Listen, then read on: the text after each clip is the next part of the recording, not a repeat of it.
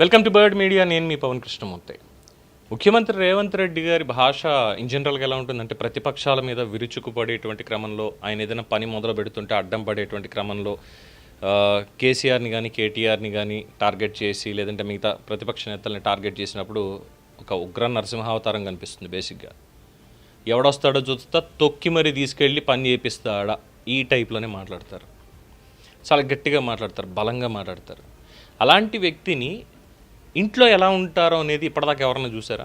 ఎందుకంటే సందర్భం కాకపోయినప్పటికీ ఒకసారి గుర్తు చేయాలి.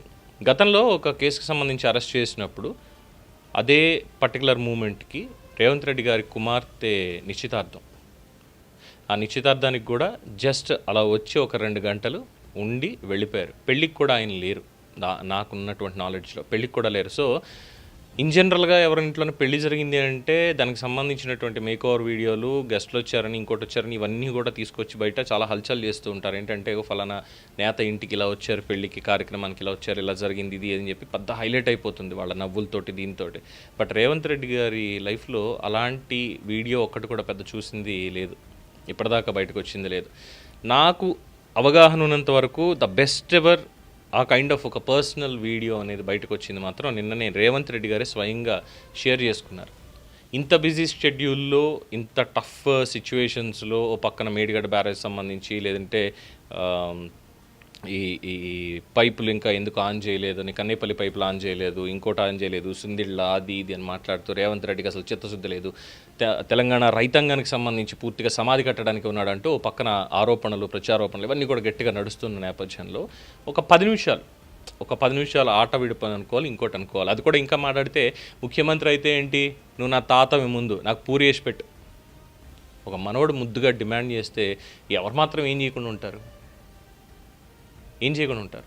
నిశ్చితార్థాన్ని ఎంజాయ్ చేయలేకపోయారు, పెళ్ళిని ఎంజాయ్ చేయలేకపోయారు. అలాంటిది ఆ మనవడి పుట్టిన దగ్గర నుంచి కూడా ప్రత్యేకంగా తనకంటూ ఒక చిన్నపాటి సమయంగా తనకి ఇచ్చి, తన ఎదుగుదలను చూసుకుంటూ ఎంతో ముద్దుగా ఒక తాతకి మనవడికి మధ్యలో ఎంత ప్రేమాభిమానాలు ఉంటాయి, ఎంత ఆప్యాయత ఉంటుందనేది రేవంత్ రెడ్డి గారు చూపించుకుంటున్నారు. ఇది కామన్గా ప్రతి ఒక్కళ్ళ ఇంట్లోనూ ఉండేదే. ఎలాంటి సిచ్యువేషన్ అయినా సరే, రాజు అయినా పేద అయినా ఇంట్లో కామన్గా ఉండేటువంటి సిచ్యువేషనే.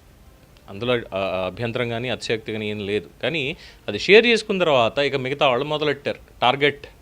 ఏం చూసి వచ్చారు అందులో? ఏం చూసి వచ్చారు దాంట్లో? అసలు టార్గెట్ చేయడానికి, దాన్ని ఒక రాజకీయంగా ఇది చేయడానికి ఏముందని, ఏం కనిపించిందని మీకు అందులో? ఏం చేశాడు ఆయన అక్కడ? పోనీ ఆ వేసిన పూరీలు కూడా గుండ్రంగా వేసింది ఏం లేదు. మనవాడు పక్కన కూర్చొని ఆర్డర్ చేస్తున్నాడు, తాత పూరీలేయి. ఈయన పిండి తీసుకోవడం, దాని మీద వేయడం, కాస్త నువ్వులు వేయడం, అందులో వేయడం. ఎరా సరిపోతాయని, లేదు అమ్మమ్మకేయి, లేదు అమ్మకి నాన్నకేయి, నాకే ఇంకోటేయి. ఒరే సరిపోతాయిరా అంటే వినట్లేవాడు. ఎంత ముద్దుగా అడుగుతున్నాడు, వేసి పెట్టని చెప్పాను. ఒకసారి వీడియో చూడండి.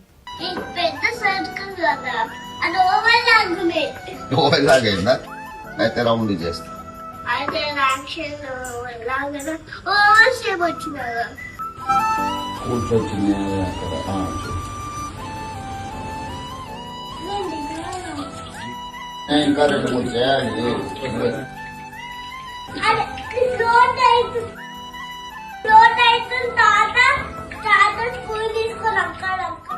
ఈ వీడియో షేర్ చేసి ఆయన అన్నటువంటి మాట, తాత నువ్వు పూరీలు వేస్తేనే తింటా అని మనవాడు అడిగితే తప్పుతుందా? పక్కన మనవాడు చేతిలో పిడికెడు పిండి, దోసిట్లో నువ్వులు, గుండ్రంగా లేని డజన్ పూరీలు. అంటే ఆయన అసక్తత, నాయన నాకు ఇందులో పర్ఫెక్షన్ లేదురా, పూరీలు వేయడం నాకు రాదు అని చెప్పకనే చెప్తున్నారు మనవాడికి సరదాగా. బిజీగా సాగుతున్న ప్రజా జీవితంలో మనవడితో కలిసి పూరీలు వేస్తూ గడిపిన కొన్ని క్షణాలు, మధుర జ్ఞాపకాలు అంటూ ఆయన పంచుకున్నారు. ఏ తప్పేం వచ్చింది దాంట్లో?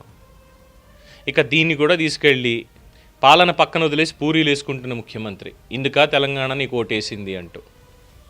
కడుపుకు అన్నం తినేవాడు ఎవడన్నా మాట్లాడతాడా మాట? ఎవడన్నా మాట్లాడతాడా? ఎవడు మాట్లాడు. కానీ మాట్లాడేవాళ్ళు చాలా చక్కగా ఉన్నారు వాళ్ళందరూ కూడా. అలాగే దీన్ని తీసుకెళ్ళి కొన్ని మీడియా వర్గాలు, కొన్ని ప్రతిపక్షాలకు సంబంధించినటువంటి మీడియా వర్గాలు పని వదిలేసి, అక్కడ పంపులు వదిలేసి ఇక్కడ పూరీలు వేసుకుంటున్నాడు అని. ఇంకేమనాలి వీళ్ళని? దీన్ని దిగజారుడు రాజకీయం అనరా?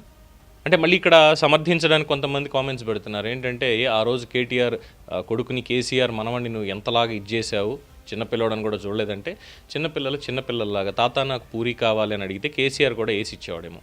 తాత నాకు టమాటాలు కావాలంటే ఫామ్ హౌస్లోకి వెళ్ళి కోసి ఇచ్చేవాడేమో. తాత ఆడుకుందాంపా అని చెప్పంటే ఇద్దరు కలిసి ఆడుకునేవాళ్ళేమో. అలాంటివి జైలు అక్కడ చేసింది ఏంటి, సచివాలయానికి వెళ్ళి అక్కడ అభివృద్ధి పనులు ఏమున్నాయి ఏంటి అనేటువంటిది విఐపి సెక్యూరిటీ తోటి. అక్కడెక్కడో ఇంకా కార్యక్రమాలు, మున్సిపల్ కార్యక్రమాలు ఏవో జరుగుతుంటే అక్కడికి వెళ్ళి పర్యవేక్షణ. ఇది కాకుండా ఏకంగా సీతారాముల కళ్యాణానికి తలంబ్రాలు, ఆ తలంబ్రాలు దంపతుల చేత తిప్పించాలి అనేటువంటిది ఒకటి ఉంది. కేవలం ముఖ్యమంత్రి మనవడు అనేటువంటి ఒక దాంతో అతన్ని నెత్తి మీద పెట్టి తీసుకెళ్లారు. ఇవి రేవంత్ రెడ్డి అప్పట్లో విమర్శించిన మాట వాస్తవం. ఎవరు చేయాల్సిన పనులు వాళ్ళతో చేయించండి, ఇలా ఇది కాదు కావాల్సింది, ఇలా చేయకూడదు, తప్పిది అని చెప్పని మాట్లాడితే ఇప్పుడు దాన్ని తీసుకొచ్చి రేవంత్ రెడ్డి మనోడు అది. ఇక్కడ కనీసం అతను ఏమన్నా సచివాలయంలోకి వచ్చాడా, ముఖ్యమంత్రి సీట్లో కూర్చున్నాడా, పోనీ ఏమన్నా కార్యక్రమాలు తీసుకెళ్ళినప్పుడు అలా తలంబరాలు ఏమైనా పెట్టారా, లేదంటే నేను రేవంత్ రెడ్డి మనవాడిని అని చెప్పి కాన్వాయ్ వేసుకుని ముందుకెళ్ళి ఆపండి ఇక్కడ నేను చూసుకుంటాను ఏమైనా అన్నాడా? ఏం లేదే. ముద్దుగా కూర్చుని తాత నాకు పూరీలు వేసి పెట్టమని అన్నాడు. దాన్ని కూడా రాజకీయం చేస్తే మరి దిగజారుడు రాజకీయం అంటారా ఇంకేమంటారు? అలా దిగజారిపోయి ఇప్పట్లో దేన్ని మాట్లాడాలి దేన్ని మాట్లాడకూడదని. ఇప్పుడు అలా అనుకుంటే మరి ప్రతిపక్ష నేతగా ఉన్నటువంటి హరీష్ రావు గారు మన గోటి బిళ్ళ ఆడారు, చాలా హాయి అనిపించింది. ఈ మధ్యన ఇంటర్నేషనల్ లెవెల్లో కూడా గోటి బిళ్ళకి కాస్త ప్రాముఖ్యత పెరుగుతోంది, విదేశాల్లో కూడా. గిల్లిదండ అంటాం మనం.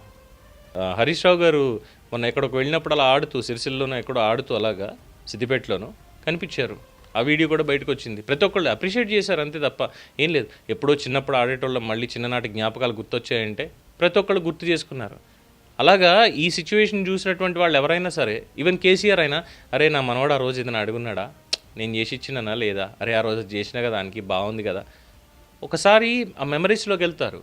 అలాంటి ఒక సందర్భాన్ని పట్టుకొని రాజకీయాలకు వాడుకోవడం అంటే అంతకు మించినటువంటి దగుల్బాజీతనం, దిగజారుడు రాజకీయం అనేది ఇంకోటి ఉండదు. దీని మీద మీ అభిప్రాయం తెలియచేయండి. చూస్తూనే ఉండండి ది బర్డ్ మీడియా.